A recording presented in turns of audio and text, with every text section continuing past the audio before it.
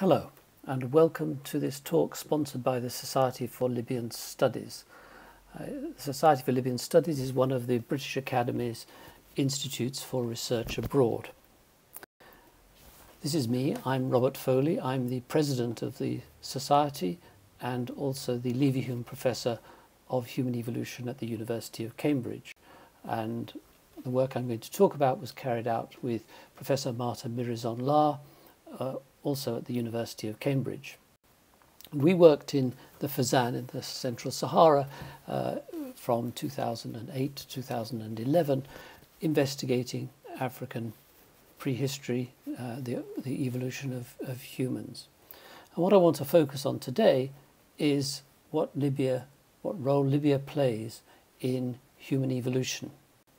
Now, when we think about Libya, we tend to think of it as part of the Mediterranean world, and certainly the classical world. It's a tremendously important part of it, and great monuments like Leptis Magna are of course renowned. And we can see even today how North Africa is a major part of the Mediterranean world. But it's also important to remember, as you go further south, Libya is also very much part of Africa. North Africa is just the tip of a vast continent that has played the key role in prehistory and in human evolution. And it's not just that it's sitting there on the tip. This diagram here just tries to illustrate this. The blue cross shows the north, south and east-west extent of Africa, and I've put two countries, the Democratic Republic of the Congo, a very large country in the centre of Africa, and Libya. You can see both of them are very substantial countries, extending, Libya's case, extending deep into Africa. And so it's that African position that we want to look at more closely here. Now, why is being in Africa so important? And the answer can be seen in this table. What it has on the left is a record of the earliest of various things, earliest events in human evolution and prehistory. And the simple story here is that pretty much everything of any significance occurs first in Africa. These are all the earliest evidences anywhere in the world for these things. So our earliest ancestors, separate from the ancestors of chimpanzees, 7 or so million years ago in Africa, or you can pick the earliest members of our own genus Homo, around about 2.5 million years, and so on all the way through. Now you'll note on the right that the dates for Northern Africa are often much later, and that's something that I want to look at, because what is this pattern relationship between Northern Africa and Central Africa? And to think about that, we want to step back a bit and get away from the focus on archaeology and prehistory and think more about evolution, and particular biogeography. Now, even in the middle of the 19th century, biologists such as Darwin and Wallace were very well aware that the world was divided up into major biological or zoological realms. And the little map on the left illustrates this, showing the major so-called zones or biogeographical realms. And we can see, for example, the light blue is Northern Africa, and the purple is what's called the Paleoarctic. It's basically Eurasia, and yellow is Africa. And we can notice in particular how North Africa is not really part of the African realm as we see it here. It's part of the Paleoarctic one. Now, why is this important? If we turn to the graph, what that graph shows is the number of families, mammalian families, in each of these realms. And you can see that the diversity varies from one part of the world to the other. What the orange bars are showing is the number of endemic families. In other words, those that actually evolved and had their origins in those realms. And there it's very striking. Africa, the Ethiopian realm, or the Afrotropical realm, a very large proportion are endemic. And you turn to the Paleoarctic and none are. What that's telling us is that Afrotropics, Africa, is an evolutionary factory. It generates novelty. And that's true not just of humans, it's true in other animals as well. And that comparative perspective helps us to understand something about the human evolutionary story. And we can see this here. What I've got on this graph is a time scale on the left going back 8 million years, and each of the little bars represents one of the species, one of the taxa of hominin fossils that have been known. We will ignore for the minute the fact that there are so many of them. One of the most striking things about human evolution, possibly a topic for another talk, and focus instead on the little red stars that you can see. And those red stars indicating those species of hominin which did not evolve in Africa. The one you will be most familiar with, of course, is Neanderthals, and there are a couple of others. And even those, to be honest, we're not entirely convinced they didn't evolve in Africa. Just at the moment, the evidence is simply not there. So we can see this preponderance of first in Africa. So what is happening in Africa? Why is it so important? So let's look a little bit at what we know about Africa. And the first thing is, as we've already seen looking at the biogeographical zones, there are really two Africas. There's Africa north of the Sahara and there's Africa south of the Sahara. And the Sahara is the barrier that lies between them. And they have very different evolutionary histories. And they have very different biological communities. But to some extent, this is a bit of an illusion, because we also have to think about time in this case. And if we look at it across a long period of time, Africa is not a stable continent. It's not a stable biological zone. The graph at the top with the blue wiggly lines is a representation of climate over the last 5 million years, going from the left to right. And those wiggles represent temperature. And you can see there is a broad trend. It gets colder and colder. But there's another trend, which is more and more oscillations and big cycles.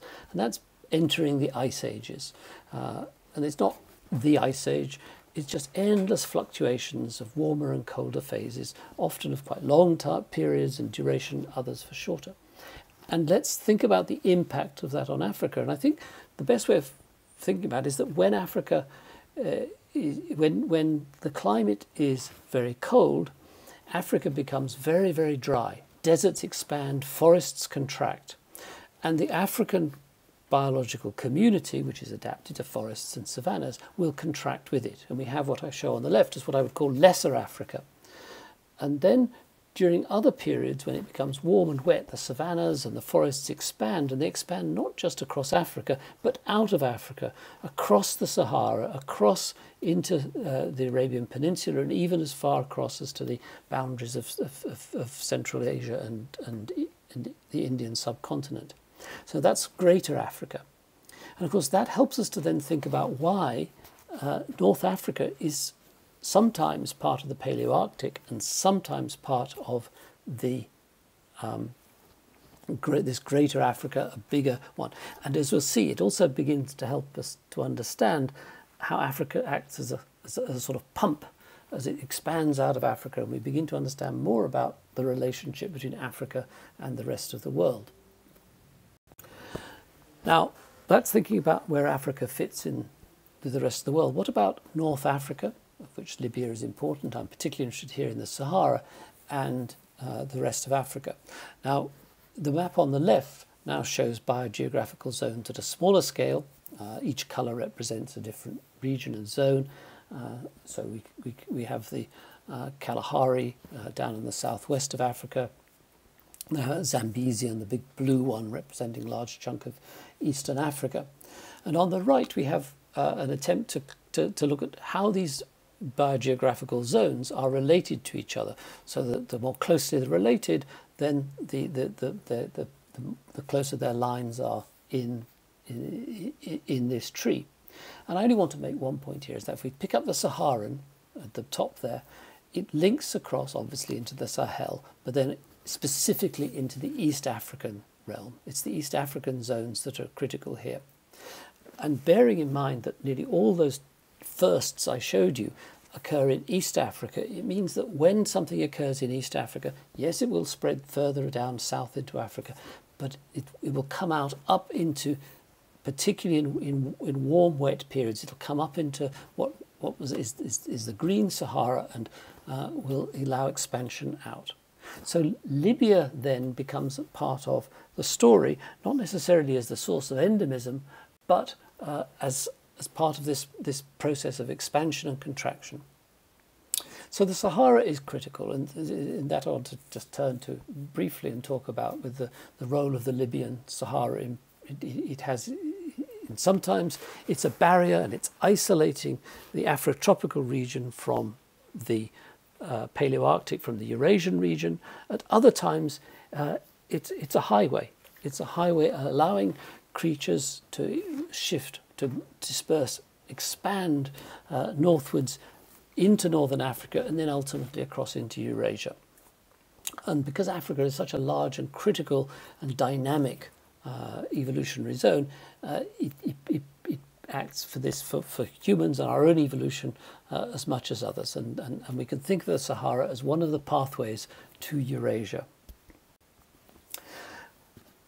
Well, with that background, I want to talk to you a little bit about the work we did in Libya trying to explore these links. And this was carried out as part of a project sponsored by the Society for Libyan Studies, the Desert Migrations Project, which worked from 2007 to 2011.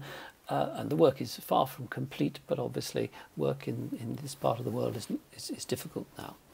As a project as a whole, it had a very large range covering archaeological work on the Garamantes, the great civilization of the Central Sahara of the last 2,000 years. It involved studies of the paleo lakes and the hydrology, looking at the environmental history, and it involved our work on human evolution and dispersals throughout the last million years or so. Where we worked is shown here in the orange patch in the Central Sahara, and in particular in the Ubari Sand Seas, the northern block of that, and the Mesak, a mountainous ridge lying between that and the Mozouk. We worked there a number of field seasons. Anybody who has been there knows that it's probably one of the most beautiful and intriguing places in the world. Great big sand seas, often difficult to work, as you can see. And this pictures on the bottom right and bottom left show in amongst the sand seas you can see these calcretes, these calcified forming limestones, as it were. And these indicate that the periods when Sahara was much wetter, when there were lakes and evaporation took place, and provide us with the environment in which we can start to study what's going on. And then just an example on the left of excavations we did up in the Mesak. Very different environment, which there's just a massive range of stone tools, endless, which I shall talk about perhaps on another occasion. So what did we find? Well, the important thing is we found a bit of everything. If we go back to the beginnings of technology, the first simplest technologies, the so-called Old-Derwent Mode 1 technologies, occur in Africa, possibly as in some cases old as over 3.3 million years, but the firm evidence for the Old-Derwent round about 2.5 million years ago. And we don't have clear dates for these. The older one persists for hundreds of thousands of years, but we found in parts of the Mesak, as you can see here in these illustrations, very simple stone tools, almost certainly the product of the older one. And we know the older one was in further north, in northwest Africa, by about 1.4 million years ago. And there's evidence, there's reason to suggest that hominins, people, were living in these environments. Not necessarily, remember, when it was very dry and desertic, but during those periods at least when the savanna had spread up into North Africa, into Central Sahara. We also found plenty of evidence, much more extensive evidence of the Acheulean. The Acheulean, again, has a deeper history in sub-Saharan Africa, but in North Africa and on into Eurasia, between 1 million years and 500,000 years, have extensive evidence. These beautiful objects, these hand axes, bifacially worked, much more complex, much more sophisticated technologies, and we find a whole range of them, and some of them, such as the one on the bottom left, are very sophisticated and beautifully done. Others are much cruder, suggesting a prolonged either occupation of the area or repeated dispersals into it by the makers of hand axes. And these people, I call them people, they were not our own species, probably Homo erectus, they persisted and continued with this technology for a very long period of time. And then we also find, perhaps the most extensive evidence, is the Middle Stone Age. Again, this is something that appears in sub-Saharan Africa somewhere around 300 to 400,000 years ago. We don't have clear dates for the Fezzan, but we find an immense range of them. Further evidence that people were coming in, and this time probably were modern humans, coming in with this technology, a very sophisticated technology involving a much greater level of preparation and complexity of the tools. And again, this is the period where we think we know there are modern human fossils in northwest Africa at Jebel Irhoud by 300,000 years or so. We know that there are modern humans in East Africa at this time. So this is probably part of the very early spread of the beginnings of our species, of a species which was only much, much later, after 100,000 years, to really colonize the rest of the world. And yet here in the Sahara, we probably have a deeper evidence for it. So there is, in the Central Sahara, the signs of this deep history, and part of our evolution, and the evidence of how sub-Saharan Africa expands into northern Africa during periods and becomes the basis for dispersals into the rest of the world. And I just want to finish off by emphasizing the scale of this whole process. We as part of a survey prior to oil exploration in the region, we were involved in a major intensive survey across the whole area, and I just show a little bit of it here. We can see these grids, the green showing all the lines that were walked by some incredibly hard-working Libyan archaeologists, and all the little red dots are Stone Age, Paleolithic, Pleistocene finds along the way, and you can see just the sheer density of what we find on the Messac. This is on this stony outcrop lying adjacent to the Ubari sand seas, and in particular, just this range of Middle Stone Age sites. So we can begin with this intensive type of survey, very difficult to carry out, just the sheer scale of occupation. This is not just an ephemeral presence.